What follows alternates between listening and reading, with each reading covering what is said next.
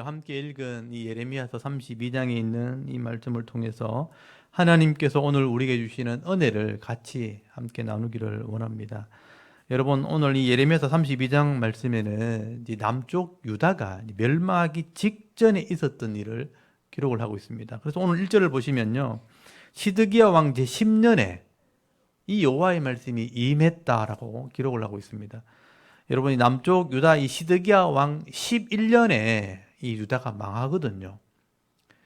근데 시드기야 왕 제9년부터 11년까지 예루살렘 성은 포위가 되어 있었습니다. 바벨론의 왕 느부갓네살 왕이 그 예루살렘 성을 3년이나 포위를 하게 됩니다. 근데 오늘 본문에 시드기야 왕 10년이라고 되어 있죠. 그러면 9년에 포위되고 11년에 망했으니까 10년이면 포위된 지 2년째 되는 됩니다. 밖에는 이 바벨론의 군사들이 성을 포위를 하고 있는 거예요.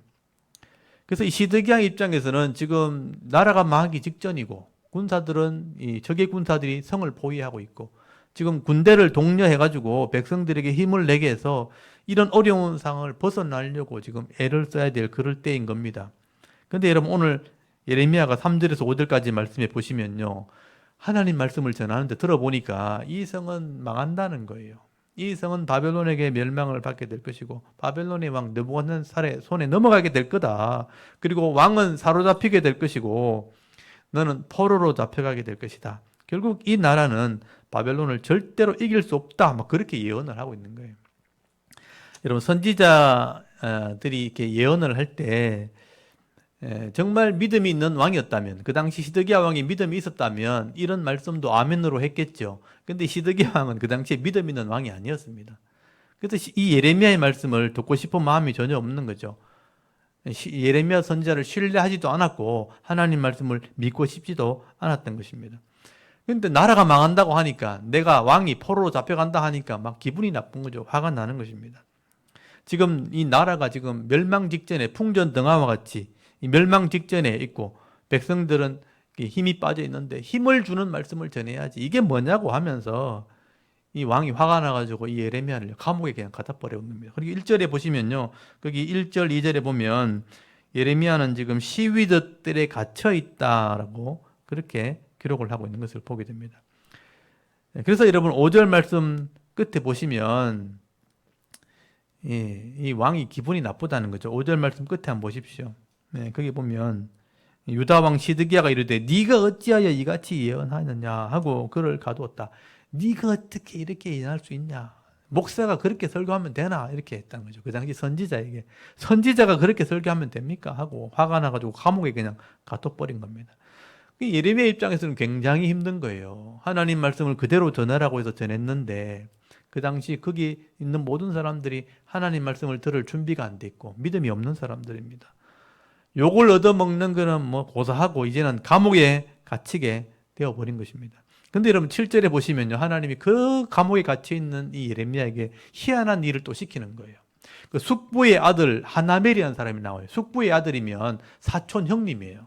사촌 형님이 네가 찾아오게 될 텐데 아나돗, 이 예레미야의 고향입니다. 고향에 있는 네 밭, 네 소유가 있는데 그거를 땅이 나온 게 있으니까 네가 기업을 물어줄 자다. 네가 책임을 질 수 있는 사람이다. 돈 주고 사라. 그렇게 얘기하는 거예요. 그래서 8절에 보면 실제로 이 사촌 형님 하나멜이 감옥에 갇혀있는 예레미야를 찾아옵니다. 감옥에 찾아와가지고 하는 말이 밭이 나와 있으니까 하나님이 돈 주고 사란다. 네가 정식 계약서를 쓰고 돈 주고 살아. 그러니까 하나님이 명령이니까 감옥에서 있잖아요. 밭을 돈 주고 사는 계약서를 쓰게 됩니다. 그래서 9절부터 한번 보십시오. 9절부터 보시면요, 예레미야가 은 17세겔, 17세겔을 주고 계약서를 썼다라고 기록이 되어 있습니다. 계약서를 써서 이제 오늘날처럼 이제 밭 파는 주인하고 자기 밭 사는 사람하고 서로 계약서 2장을 써가지고 하나는 이렇게 봉인을 하고 도장을 찍고 이렇게 통에 정서를 보관하게 두었다. 그렇게 설명을 하는 거예요. 여러분 그 당시의 시세로 은 한 세겔이면 4일 품삯, 4일의 일에는 그 노동자의 품삯입니다. 뭐 일일 하루에 10만 원 잡으면 4일이면 40만 원이죠. 40만 원 곱하기 17 하면 되는 거예요. 이거 곱하면 한 680만 원 정도 돼요. 그 정도 되는 돈을 주고 밭을 샀다는 것입니다. 하나님께서는요, 이 감옥에 갇혀 있는 예레미야에게 이렇게 밭을 사게 하는 이런 모습을 통해서 지금은 바벨론이 너희를 포위하고 있고 바벨론이 그 땅을 지금 차지하고 있지만 앞으로 조금만 지나면 이 땅을 다시 되찾게 될 거다. 이 메시지를 주고 싶었던 거예요. 그래서 나라가 망하기 직전인데 갑자기 밭을 사고 계약서를 쓰고 하는 일을 하게 하는 거예요. 그것도 감옥에 갇혀가지고. 그래서 이런 모습들을 통해서 지금은 바벨론이 점령하는 땅이 되어버렸지만 이제 곧 돌아오게 될 거다. 이것을 하나님께서 말씀을 하게 되는 것입니다. 근데 막상 예레미야 선지자가 감옥에서 이 하나님 말씀을 순종하기는 했지만 지금 성 밖에는 바벨론이 이 성을 포위를 하고 있는 거예요. 근데 이런 밭을 사는 행위가 이해가 되지 않는 겁니다. 그래서 여러분 16절부터 단락이 나눠져 있죠. 25절까지 예레미야 선지자가 하나님께 기도하는 거예요. 하나님 이게 뭡니까? 이렇게 물어보는 겁니다. 예레미야 선지자의 신앙에서 그 믿음을 가지고 하나님께 질문을 하는데 내가 하나님이 전능하신 줄도 알고 있고 창조주 하나님이시라 할 수 없는 일이 없는 줄 내가 알고 있습니다. 근데 지금 이 이스라엘 백성들이 죄악 때문에 나라를 잃어버리게 생겼고 고통을 당하고 있는데 지금 돈을 주고 땅 사는 게 이게 무슨 의미가 있습니까? 이해가 되지 않습니다. 라고 기도를 하게 되는 거예요. 그래서 예레미야 선지자가 이게 하는 기도를 이래 들어보면요. 여러분 거기 16절부터 우리 읽으셨지만 한번 보십시오. 하나님께서 이스라엘 백성을 애굽에서 구원했다는 얘기를 하는 거예요. 애굽에서 죄에서 건져서 구원을 해가지고 하나님과 약속함으로 가나안 땅, 이 기업의 땅을 복으로 줬는데 이 이스라엘 백성들이 하나님의 율법, 하나님 법을 어기고 불순종하게 될 때 결국은 망하게 되었다. 오늘처럼 이렇게 망하게 되었다라고 하소연을 하는 거예요. 이런 상황에서 밭을 사라고 하는 것은 돈으로 산 이 밭까지 그냥 다 잃어버리는 거 아닙니까? 하고 하소연을 하게 되는 겁니다. 여러분 25절 한번 보세요. 주 여호와여 주께서 내게 언으로 밭을 사며 정인을 세우라 하셨으나 이 성은 갈대아인의 손에 넘김바 되었나이다. 지금 포위가 되어 있습니다. 갈대아인, 바벨론의 손에 지금 넘어가 버리는 거 아닙니까? 지금 나라가 망하는데 이 바벨론 사람이 이 땅을 다 차지하게 될 텐데 이 땅을 사면 어떡합니까? 라고 하소연을 하게 되는 거예요. 그래서 하나님께서 이 예레미야 선지자에게 다시 설명을 하게 되는 겁니다. 내가 밭을 사라고 한 것은 네가 손해되게 하려고 그러는 것이 아니고 진짜 뭐가 있냐면 소망을 가지게 하려고. 이 땅이 하나님의 기업을 상징하는 거예요. 땅을 돈 주고 사면 하나님이 그 땅을 소유하게 할 거다. 돌려받게 될 거다. 네가 소망을 지금 심고 있는 것이다 라고 말씀을 하게 되는 겁니다. 그래서 여러분 26절부터 오늘 32장 26절부터 거기 단락이 나눠져 있죠. 44절까지 하나님께서 예레미야의 기도에 응답을 하시면서 설명을 하는 거예요. 여러분 27절 한번 보세요. 나는 여호와여 모든 육체의 하나님이라 내게 할 수 없는 일이 있겠느냐? 내가 할 수 없는 일이 있느냐? 내가 모든 것을 할 수 있지만 지금 이 이스라엘 백성들을 내가 구원하지 않는 것은 일부러 그렇게 하는 거다. 바벨론의 손에 이스라엘을 넘기는 것은 내가 뜻이 있기 때문이다. 내가 능력이 있는데 왜 너희를 구원하지 않고 바벨론의 손에 넘기고 망하게 하는 줄 아느냐? 하나님 뜻이 있다는, 계획이 있다는 것입니다. 그래서 여러분 29절부터 35절까지 예루살렘이 망하는 이유를 또 설명을 해요. 왜 너희들이 망하는 줄 아느냐? 구체적으로 조목조목 설명을 합니다. 여러분 이 말씀을 꼭 읽어보셔야 돼요. 역사 가운데 이 일이 벌어지는 거는요 그냥 우연히 일어나는 일이 아니에요. 우리 인생도 마찬가지예요. 우리 인생 가운데 고통이 따라오고 또 힘든 마음에 그 상처가 따라오는 이유는 그냥 아무렇게나 생기는 게 아닙니다. 다 이유가 있는 거예요. 하나님께서 왜 그렇게 하셨느냐? 왜 역사 가운데 이스라엘을 망하겠느냐? 그 이유를 지금 속속들이 구절구절 일부러 설명을 하는 겁니다. 이거는 뭐냐면 하나님의 마음을 지금 표현하는 거예요. 내가 오죽하면 이 예루살렘 성을 내가 망하게 하겠나? 내 백성인데 내가 왜 이 사람들 매를 맞게 하겠나? 너희들이 잘못한 게 있기 때문이다. 하나님 마음을 지금 토해 놓는 겁니다. 여러분 30절부터 보시면요. 하나님께서 먼저 말씀하시는 것은 내 백성이 하나님 앞에서 악을 행하되 손으로 만든 이런 우상을 갖다 놓고 내 분노를 격노하게 만들었다. 내 마음을 화나게 만들었다. 우상이 이 땅을 더럽혔다는 거예요. 여기 그러면 30절 한번 보십시오. 인은이 뭐냐? 왜냐하면 내가 왜 이 땅을 망하게 하느냐? 이스라엘 자손과 유다 자손이 예로부터 내 눈앞에 악을 행하였을 뿐 아니라 이스라엘 자손은 그의 손으로 만든 것을 가지고 나를 경노하게 한 것뿐 아니라 경노하게 한 것뿐이니라. 여호와의 말씀이니라. 이 성이 건설된 날부터 오늘까지 나의 노여움과 분을 일으키므로 내가 내 앞에서 그것을 옮기려 한다. 이 예루살렘 성이 건설된 것부터 다윗이 예루살렘 성을 만들었거든요. 예루살렘 건설될 때부터 지금까지 이때까지 내 화를 일으킨 게 뭐냐면 우상을 만들었다는 거예요. 우상을 섬겼다는 것입니다. 그리고 32절 한번 보십시오. 왕과 고관들과 제사장들과 선지자들과 유다 사람들, 예루살렘 주민들 다 악을 행하게 되었다. 여기 보시면 왕에서부터 천한 백성까지 지휘 고하를 목나누고 모든 백성이 총체적으로 다 타락을 해버렸다는 거예요. 그래서 하나님 말씀을 전혀 시행하지 않고 있기 때문에 이 나라가 망한다는 겁니다. 여러분 33절부터 보시면요. 내가 이걸 바로잡으려고 수없이 가르치고 끊임없이 가르쳤는데 너희들은 그 교훈도 듣지 않았다는 거예요. 돌아오지 않았다라고 말씀을 합니다. 회개하고 돌아오게 하려고 회개하면 내가 회복시켜 주려고 선지자를 보내고 또 주의 종을 보내고 하나님의 사람을 보냈는데 아무도 회개하거나 돌아오지 않았다는 거예요. 방법이 없잖아요. 이 땅이 더러워졌고 우상이 가득하게 되었고 말씀이 행해지지 않고 왕에서부터 모든 백성들이 다 타락을 했는데 고치려고 사람을 보내면 때려 죽이고 또 선지자를 죽이고 하나님을 모욕하니까 더 이상 방법이 없는 거죠. 그래서 하나님께서 진짜 악한 사람은 심판해 버리고 쓸만한 사람은 바벨론 데리고 와서 다시 새롭게 해서 말씀을 가르쳐서 훈련하겠다는 것입니다. 그래서 여러분 36절부터 중요한 말씀이 나오죠. 내가 반드시 너희를 다 죽이는 게 아니고 돌아오게 한다는 거예요. 이게 중요한 거예요. 돌아오게 한다는 거예요. 새롭게 할 마음이 있다는 거죠. 하나님의 계획은 때리는 것만이 목적이 아니고요. 죄로 말미암아 더러워진 내 백성을 새롭게 거룩하게 만들어서 내가 돌아오게 하는 게 목적이라는 거예요. 이게 제일 핵심인 내용이에요. 37절 한번 보세요. 보라, 내가 노여움과 분함과 그 분노로 그들을 쫓아 보내었던 모든 지방에서 그들을 모아들여 이곳으로 돌아오게 하여 안전히 살게 할 것이라. 이곳이 가나안 땅이에요. 이곳으로 돌아오게 해서 내가 안전하게 살게 할 계획을 가지고 있다. 39절 한번 보세요. 그들에게 한 마음, 한 길을 준다. 하나 되게 한다는 거예요. 지금은 다 흩어져 있는데 나중에 하나 되게 한다. 한 마음과 한 길을 줘. 자기들과 자기 후손의 복을 위하여. 후손이니까 예수님이 태어날 메시아를 얘기하는 거죠. 그리고 신약 교회를 말하는 거죠. 후손을 위하여 항상 나를 경외하게 하고 내가 그들에게 복을 주기 위하여 그들을 떠나지 아니하리라 하는 영원한 언약을 그들에게, 영원한 언약이 바로 신약, 새로운 언약이에요.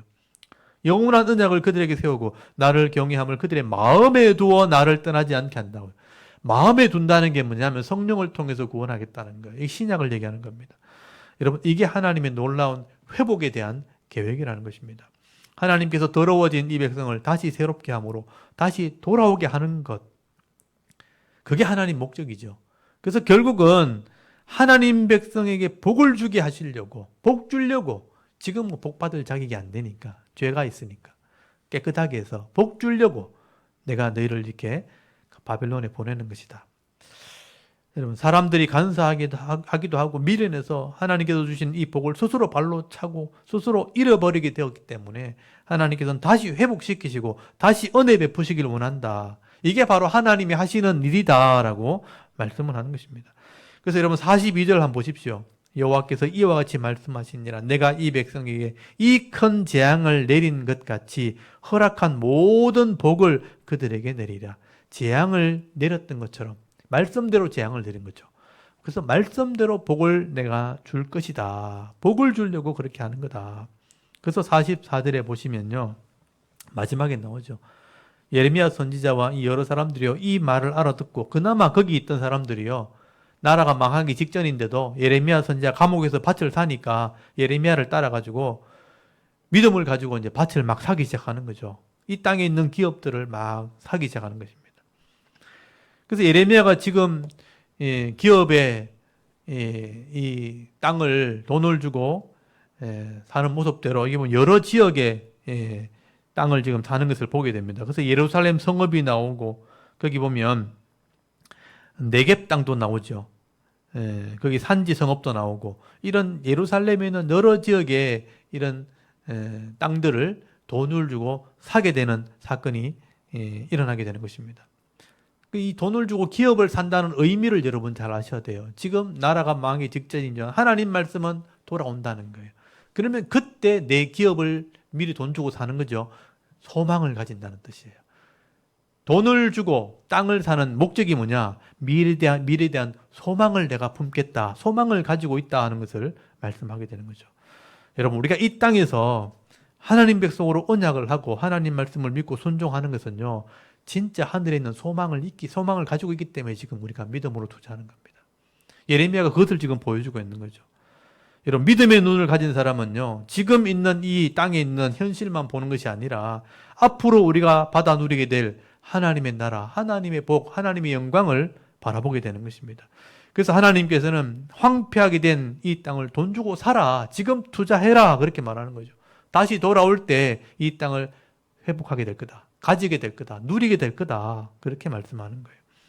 그래서 여러분 43절에서 44절까지 말씀해 보면 내가 말하기를 황폐하여 사람이나 짐승이 없으며 갈대인의 손에 넘긴 바 되었다는 이 땅에서 사람들이 밭을 막 사는 거예요.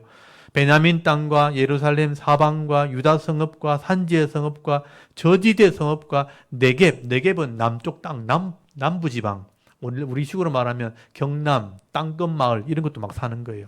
네겝의 성읍들에 있는 밭을 은으로 사고 정서를 기록하여 봉인하고 정인을 세우니, 왜 정서를 쓰냐 하면요, 이게 정인이 있어야 내 소유라는 확정이 되는 거예요. 이는 내가 그들의 포로를 돌아오게 함이니라, 여호와의 말씀이니라. 내가 땅을 사게 하는 이유는 이 땅이 회복될 것을 내가 미리 보여주는 것이다 라고 말씀하는 거예요. 여러분, 이 예레미야뿐만 아니라 많은 사람들이요, 이 말을 믿고 이제 사방에 있는 땅을 막 사기 시작했다라고 말씀합니다. 여러분, 이 예레미야의 모습을 잘 보십시오. 이게 우리의 교훈이 있는 거예요. 이 예레미야가 땅을 사는 이 모습은요, 소망을 가진 사람들, 믿음을 가진 사람들이 지금 이 일을 순종하고 있다는 것을 말씀하는 거죠. 다른 말로 하면 미래에 대한 소망을 마음에 품었다 하는 것을 말씀하게 되는 겁니다. 여러분, 이 가나안 땅은 하나님이 주신 기업의 땅, 천국을 상징하는 거예요. 이것을 내가 돈 주고 샀다는 것은, 현실에도 투자했다는 것은 하늘에 대한 소망을 가지고 있다 하는 것을 말씀을 하게 되는 것입니다. 그래서 지금은 바벨론이 땅을 차지하지만, 죄악이 관영한 땅이 되어버렸지만, 이 땅이 하나님이 주신 땅으로 회복되어질 때에 결국은 내 기업이 된다, 하나님 나라의 소망을 두면 하나님께서 내게 복을 주신다 하는 것을 말씀하는 것입니다. 여러분, 당시 예레미야 선지자가 땅을 샀다는 이 소문을 들었을 때요, 많은 사람들은 욕했을 겁니다. 지금 나라가 망하게 생겼는데, 지금 바벨론이 지금 이 땅을 포위하고 있는데 저 사람 좀 미쳤구나, 저 사람 정신 나갔구나 하면서 많은 사람들이 그 당시 예레미야를 욕했을 겁니다. 그런데 여러분, 70년이 딱 지난 뒤에 진짜 땅이 회복되었어요. 그때 그 사람들이 그걸 봤다면, 아, 맞았구나, 예레미야의 말이 맞았네, 하나님 말씀이 정말 이루어졌구나, 그 사람들은 그렇게 얘기했을 겁니다. 근데 그때는 이미 때가 늦은 거예요. 정서가 없는 거예요. 소망을 가지고 고난의 현장에서 땅을 사둔 사람들은 회복되었을 때 진짜 하늘의 복을 받아 누리게 되어지는 것입니다. 결국 여러분, 우리가 이 땅에 있는 동안 이 천국 하나님 나라에 소망을 두고 우리가 이 땅에 시간을 투자하는 겁니다. 그래서 오늘도 수요일날 예배를 드리고, 또 말씀대로 순종하는 삶을 살고, 주일이 되면 또 예배를 드리고, 그렇게 우리가 살아가는 거예요. 근데 예수 믿지 않는 사람들은요, 성도들 보고 그럴 거예요. 미친 사람이라고. 천국이 어딨냐고. 죽으면 끝인데. 정신 나간 사람들이네. 교회 동은 다 갖다 바치고. 미친 사람들이구나. 이 땅에서 잘 먹고 잘 살아야지. 그렇게 지금도 말하고 있죠. 하늘에 소망이 없는 사람들은 이 땅이 단주 알기 때문에 그런 거예요. 그렇지만 진짜 하늘의 소망을 아는 사람들은 이 땅에 투자를 하는 것입니다. 그래서 진짜 우리가 천국 갈 그때가 딱 되면요, 그 사람들이 딱 보는 순간에, 진짜 하늘이 딱 열리는 순간에, 아, 그게 맞았네, 하나님 말씀이 맞았구나, 그렇게 후회하면서 지옥에 떨어지게 될 겁니다. 예레미야의 모습과 똑같은 거죠. 그래서 여러분, 예수님께서도요, 똑같은 말씀하셨어요. 지금은 잘 보이지 않지만 천국이 어떤 곳인지 아느냐? 예수님이 천국을 설명할 길이 없는 거예요. 그래서 여러분, 마태복음 13장에 보면요, 여기 천국 비유장이 나옵니다. 천국을 설명을 하긴 해야 되겠는데 하늘에서 천국에서 오신 분이 예수님이니까 천국을 설명하기 위해서 예수님께서 비유로 설명을 한 게 마태복음 13장입니다. 그걸 마태복음 13장을 천국 비유장이라 그래요. 그래서 마음밭에 씨를 뿌리는 비유를 하시고 또 하나 알아들을 수 있도록 하신 게 뭐냐면 겨자씨 같다, 누룩 같다 이렇게 설명하시면서 이 천국은 마치 감추인 보화 같다 이런 표현을 쓰신 거예요. 여러분 한번 찾아볼까요? 마태복음 13장 거기 44절 한번 찾아보세요. 예레미야하고 똑같은 말씀을 하십니다. 마태복음 13장 44절 한번 찾아볼까요? 44절을 한 절이니까 우리 한번 읽어보도록 하겠습니다. 시작. 천국은 마치 밭에 감추인 보화 같으니 사람이 이를 발견한 후 숨겨두고 기뻐하며 돌아가서 자기 소유를 다 팔아 그 밭을 사느니라. 아멘. 여기 밭을 산다고 나와 있죠. 예레미야가 밭을 샀던 것처럼 이 사람이 밭을 왜 삽니까? 밭이 그냥 밭이 아닌 거예요. 그 안에 뭐가 있는 거예요. 이게 실제 있었던 일이에요. 여러분 예전에 이스라엘 땅에 워낙 전쟁이 많으니까요. 부자들이요. 혼자 살겠다고 도망을 가는데 돈이 너무 많고 보화가 너무 많고 들고 못 가는 거예요. 그래서 표시를 딱 해놓고 땅 파놓고 묻어놓은 거라. 표시 딱 해놨는데 땅 파놓고 묻어놓고 도망가는데 그만 전쟁에 죽어버렸어요. 주인이 죽어버렸으니 그게 뭐 했는지 아무도 모르는 거예요. 나중에 사람들이 그 땅을 빌려가지고 농사 지으려고 이제 땅을 막 파는데 갑자기 보화가 나온 거예요. 땅을 빌린 사람이 보화를 딱 발견하는 순간에 이게 웬 떡이야 그러면서 자기 소유를 이 밭을 다 버리는 거예요. 그 밭을 왜 삽니까? 그 안에 엄청난 보화가 들었다는 걸 눈으로 봤거든요. 천국이 마치 이와 같다는 거예요. 진짜 하늘에 영광이 있고 우리가 받아 누릴 영원한 세계가 있다면 그것을 아는 순간에 이 땅에 있는 동안 그것을 사기 위해서 투자를 한다는 거예요. 내 소유를 다 팔아서라도 그걸 사는 게 그게 지혜롭다는 겁니다. 그게 똑똑한 것이고 그게 득보는 장사라는 거예요. 지금 예레미야가 그 일을 하고 있는 것입니다. 우리가 진짜 하나님 나라의 영광을 볼 수 있고 말씀을 통해서 믿게 되었다면 이 땅에 있는 동안 내 인생을 지금 투자해야 되는 겁니다. 하나님 말씀에 순종하는 것이 그게 덕이고 그게 지혜라는 거예요. 여러분 이 땅에 하나님 말씀에 투자하는 게 뭐냐 하면요. 그렇게 어렵지 않아요. 하나님 말씀 순종하는 겁니다. 하나님 말씀을 따라 정직하고 공의롭게 살아가는 겁니다. 그리고 하나님께 예배하는 삶, 성실함을 가지고 살아가는 것입니다. 여러분 믿음이 없으면 이런 지혜나 이런 천국에 대한 소망이 없으면 시간이 돈이라면 시간을 투자하기 싫은 거예요. 예배드리는 시간도 아까운 거죠. 성경 읽을 시간도 없는 거죠. 하나님 말씀을 들어도 말씀대로 순종할 마음이 별로 없는 거죠. 근데 하늘의 영광을 아는 사람, 진짜 소망이 뭔지 아는 사람들은 투자할 가치가 있는 거예요. 그래서 공의롭게 말씀을 듣고 배워서 공의롭게 이 땅을 살아갑니다. 성실하게 말씀대로 살아가는 것이죠. 이런 믿음을 가지고 살아가는 이 투자, 이게 밭을 사는 거예요. 이 땅에 밭을 사면 결국 하늘의 영광을 우리가 누리게 되는 것입니다. 근데 이런 것도 투자하기 싫어가지고 하지 못하고 믿음이 없는 사람들은 실제로 미련한 사람이 되어지는 것입니다. 여러분 시간이 돈이라 그랬잖아요. 시간이 황금이고 시간이 돈이면 예배의 시간에 우리가 투자하는 거예요. 하나님 말씀에 우리가 헌신하는 거죠. 그렇게 하는 것이 결국은 하늘의 보화를 쌓아두는 것이다. 예수님이 그렇게 설명을 하는 거예요.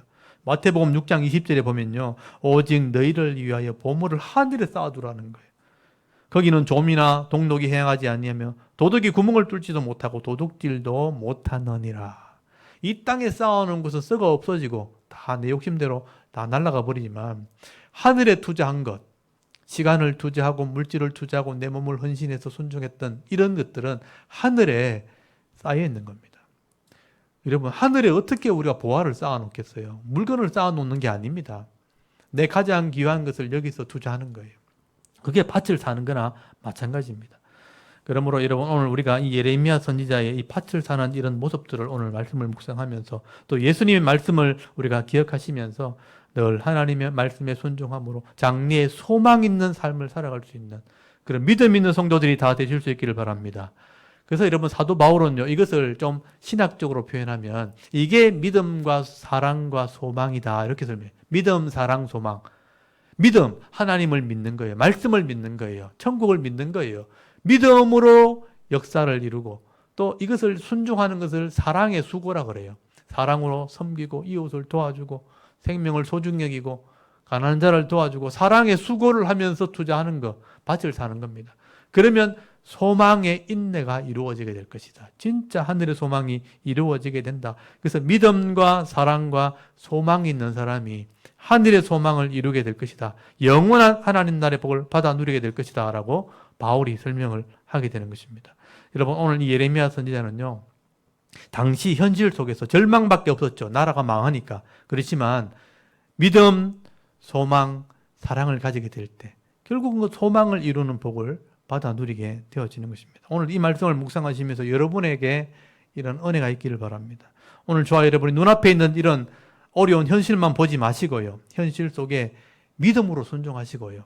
또 사랑으로 수고하시고 또 소망의 인내를 가지고 오늘 하루도 투자하는 삶, 하나님 말씀에 투자하는 삶을 살아가게 될 때 하나님께서 예외 놓으신 이 은혜와 복을 받아 누리며 또 영원한 천국의 복을 받아 누리며 살아갈 수 있는 저와 여러분의 이런 영적인 삶의 모습이 되실 수 있기를 주의 이름으로 축원합니다. 아멘. 우리 잠깐 기도드리겠습니다. 하나님, 오늘도 수요 예배 시간에 하나님께 나와